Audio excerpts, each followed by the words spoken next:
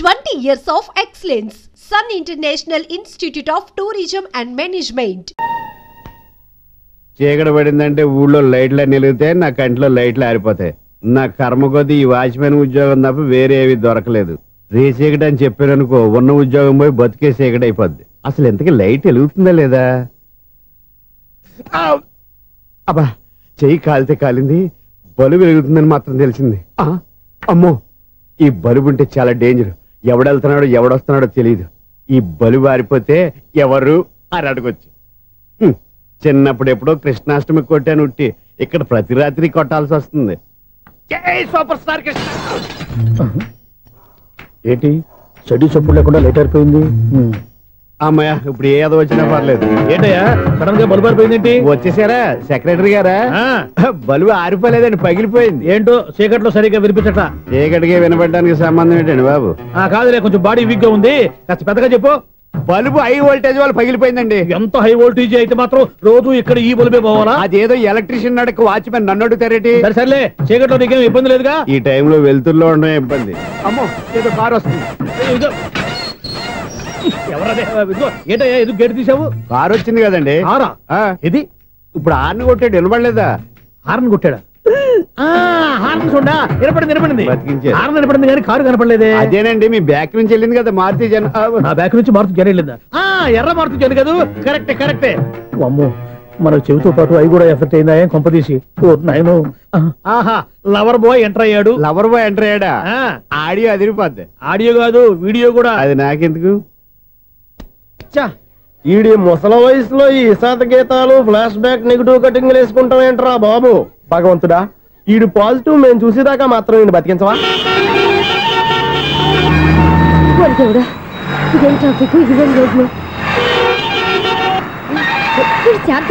అదేం దుక్కుడు ముసలనా చావడానికి నా కారు దొరికిందా?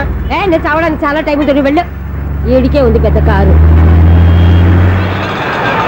ఎప్పుడు చదువుతూ బాబోయ్, అయ్యయ్యో ఆగండి కాసేపు.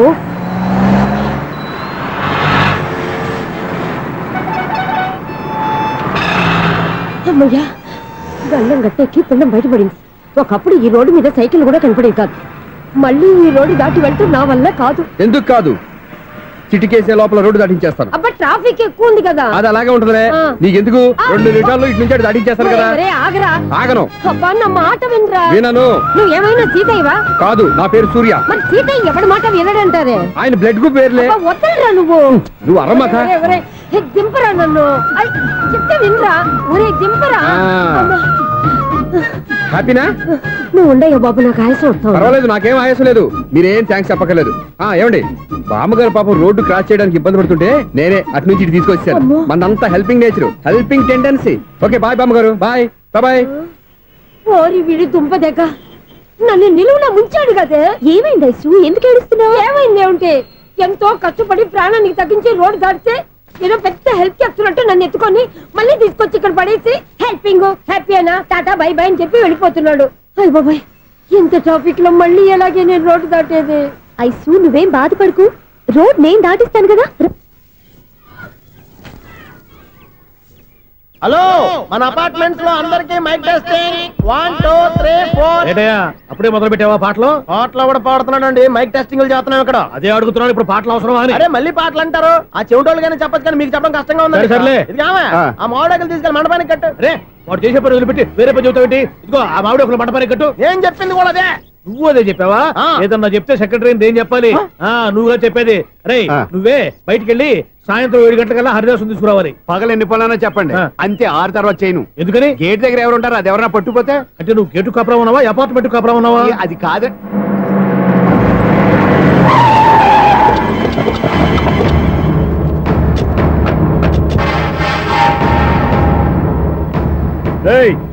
రిజిస్ట్రార్ రంగనాథం గారి ఫ్లాట్ ఎక్కడరా?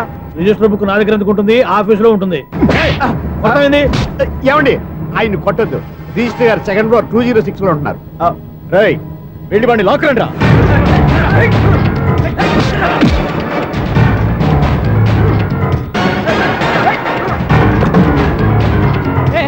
ఎవరు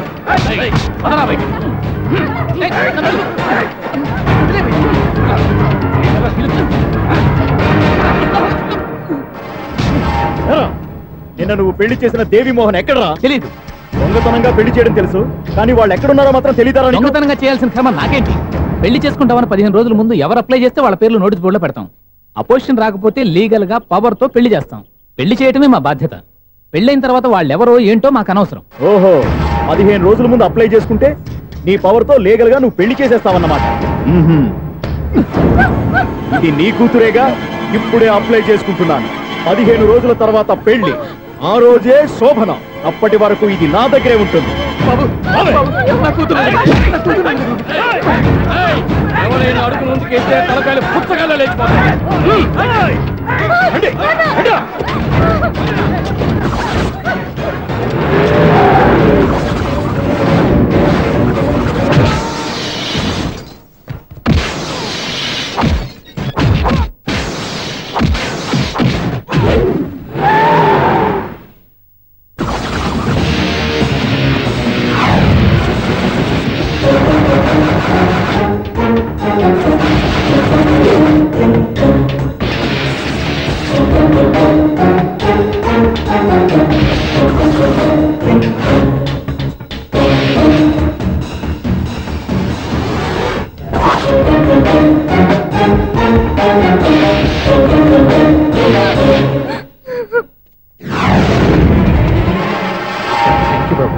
నా కూతురు జీవితాన్ని కాపాడు.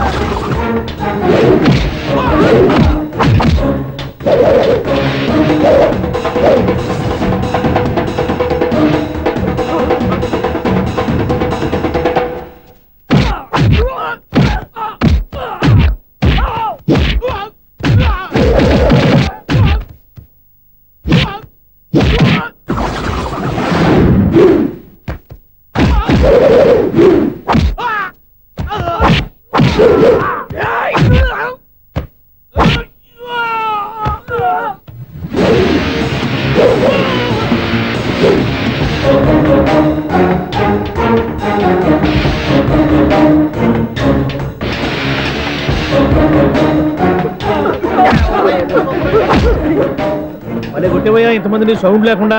Anyway, congratulations. సమయానికి వచ్చి కాపాడావు దేవుళ్ళగా. దేవుడు నేను కాదండి, ఆయన.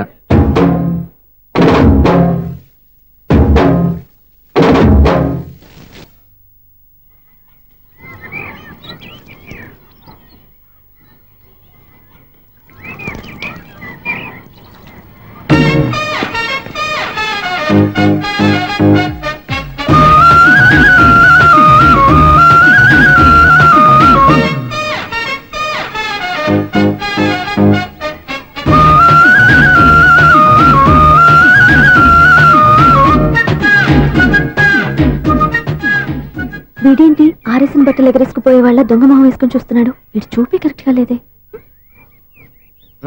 అలా చూడొద్దే. కళ్ళు పోతాయా? లేదు, ఆ పిల్ల తీసేస్తుంది.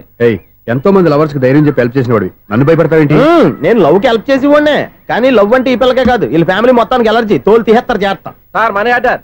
అదిగో చూడు, నేను చెప్తే నమ్మవు కదా, ఇప్పుడు నీకే అర్థమైపోద్ది. సార్, మనీ ఆర్డర్ వచ్చింది, మళ్ళీ వెనక్కి పంపించమంటారా? అడగాల్సిన అవసరం లేదు.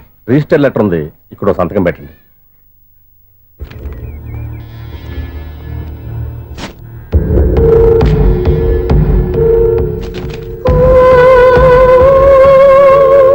ఆ మనీ ఆర్డర్ ఎక్కడి నుంచి వచ్చింది అనుకున్నావు? నువ్వు ఇందాక నుంచి ఇలా చూస్తున్నావే, స్వప్న వాళ్ళ అక్క దివ్య దగ్గర నుంచి. ఆ అమ్మాయి ఎవరినో ప్రేమించింది, వాళ్ళ నాన్న దగ్గరికి వచ్చి పెళ్లి చేసుకుంటానని అడిగింది. కామన్ గానే మాస్టర్ ఒప్పుకోలేదు. దాంతో అమ్మాయి అతను పెళ్లి చేసుకుని హ్యాపీగా సెటిల్ అయిపోయింది. కానీ ఈ కుటుంబం ఏ ఇబ్బందులు పడకూడదనే ఉద్దేశంతో ఆ అమ్మాయి ఉద్యోగం చేస్తూ నెల నెల ఇంటికి మనీ ఆర్డర్ పంపిస్తుంది.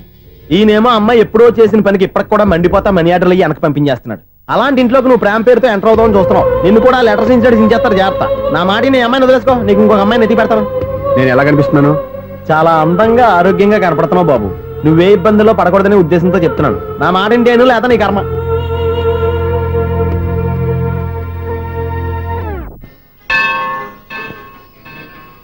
ఐసు కాసేపు కూర్చుంటావా? నేను నవగ్రహ ప్రదక్షిణాలు చేసేస్తాను. కూర్చోవడం దేనికి? ఈ మెట్లన్నీ నేను దిగేసరికి తెల్లారిపోతుంది. నువ్వు వెళ్ళి తిరిగిరా, ఈ లోపల ముక్కుతూ ములుగుతూ నేను దిగేస్తాను. సరే. అమ్మయ్య, ఈ దేవుళ్ళు ఎందుకు ఎప్పుడు కొండల్లోనూ గుట్టల్లోనూ అడవిలోనే ఉంటారు? అంతేలే, దగ్గరగా ఉంటే పాపాత్ములంతా చుట్టుకుపోరు. అందుకేనేమో. అయ్యో బాబోయ్, కాలు తిమిరి. అమ్మా, ఏదో అందరి ముందు యూత్లాగా మెయింటైన్ చేసేస్తున్నానే గాని ఇంతకు ముందులా కాళ్ళు వంకటమే లేదు, నడుము పైకి లేవటం లేదు. ఈ మెట్లు దిగుతుంటేనే నేను ఎంత యూత్గా ఉన్నానో అర్థమైపోతుంది.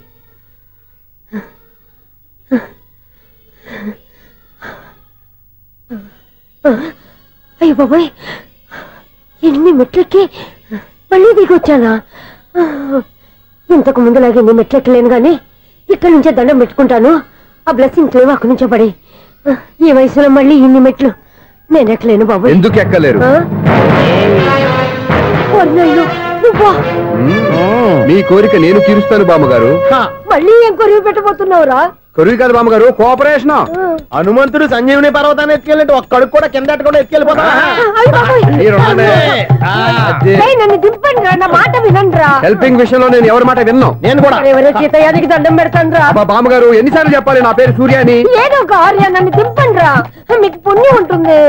మధ్య దింపేస్తే మాకు పాపం వస్తుంది. ఒరే, మిమ్మల్ని మెట్ల మీద నుంచి తోచేయ్యా, నన్ను వదలండి రా. చూసావా బెదరు, పండు ముసలి కదా అని పందిలో మోసుకెళ్తుంటే బోసు వేసుకుని తిట్టేస్తుంది. బామ్మగారు నోరు మూసుకుని రామారామా అనుకోండి. నోరు మూసుకొని రామరామాన్ని ఎలా అనమంటావు? మేము నోరు మూసాం, మీరు మనసులో అనుకోండి. వచ్చేసాం. వచ్చామండి.